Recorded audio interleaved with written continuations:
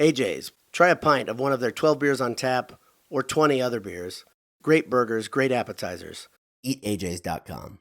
Now, I want to talk about something that I think is a big deal and that not a lot of Purdue fans are talking about, and that is the strength of this roster. I've heard via Twitter and via Knucklehead Board some Purdue fans just talking trash about this roster as it sits. I've even heard people say, and this is quite a few people say actually, there are only one or two Big Ten quality players on this roster. I don't know which players they're talking about. You could pick a night and you could change that guy. But this is the problem. I really struggle with this opinion because there are facts that back up that they are incorrect. And I'll tell you about those facts in 1 second. But I tweeted about this. I talked about all those fans who were talking crap about these players. I really struggle with those people. You can put the responsibility on Painter and say, hey, he's not doing his job. He hasn't gotten this roster to maturity yet. I can get that. I can understand that opinion. And I can even say, okay, I don't agree with it. This year, I think Painter's earned a lot of equity in the last couple seasons and how he's developed teams.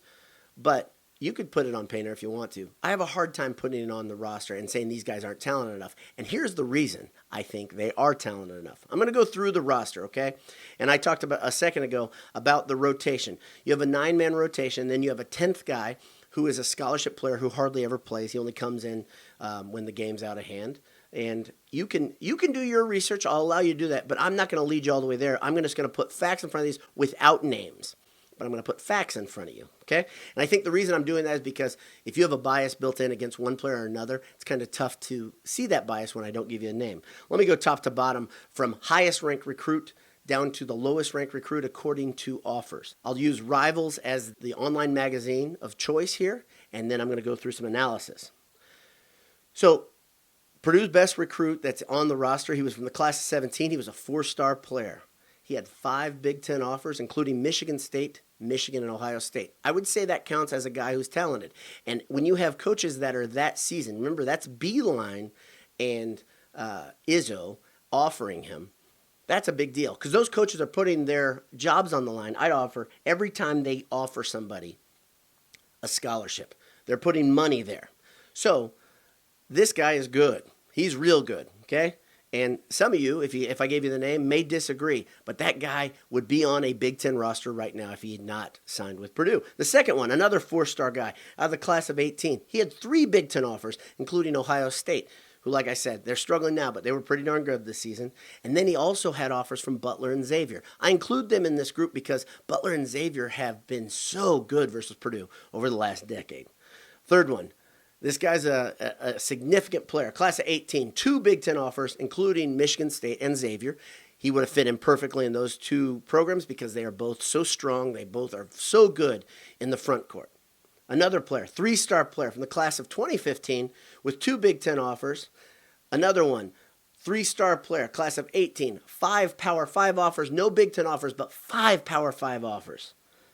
Then we have a 3-star player, class of 17, 2 Power 5 offers, a 3-star player, the class of 17 with 2 Power 5 offers, a 3-star player with an offer from Xavier, a 3-star player from the class of 19 with an offer from Butler, and then finally, filling out the roster, and I will tell you this guy's name, a player on the roster who plays significant minutes who had no Power 5 offers in Proctor. Okay, and I mentioned Proctor because I think he's a great testament of a guy just working really hard to get where he is. And he needed to be on this roster, let's be real honest, especially early in the season when Purdue had nobody that could score. Proctor did some pretty good things.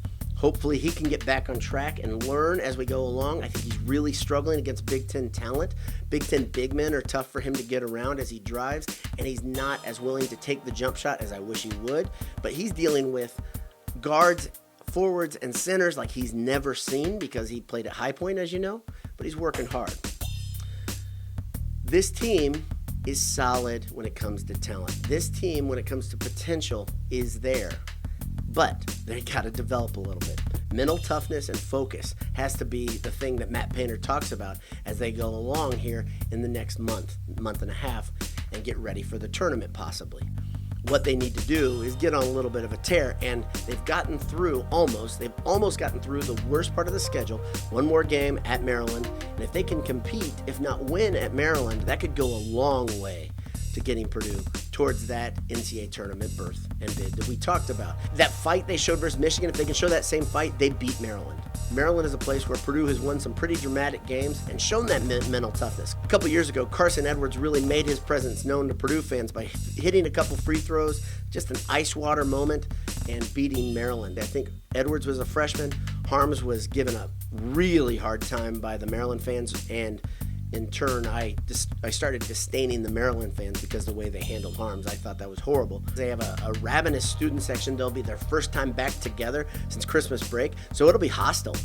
But here's a good chance of Purdue testing that mental focus and really becoming some stronger. Thanks for tuning in today. Hope you have a great day. God bless you. Hammer down. BS all the time.